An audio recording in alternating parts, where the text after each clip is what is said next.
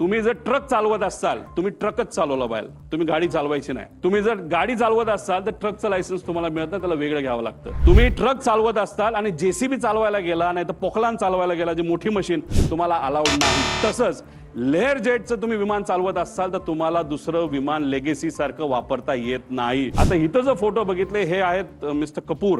हे मागे जे आहे ते लेगेसीचं विमान आहे. आपले मुख्यमंत्री साहेब आणि उपमुख्यमंत्री दुसरे हे लेगेसीली जास्त ट्रॅव्हल करतात. ही आहे लेगेसी, हे आहे लेगेसी आणि हे आहे लेअर जेट.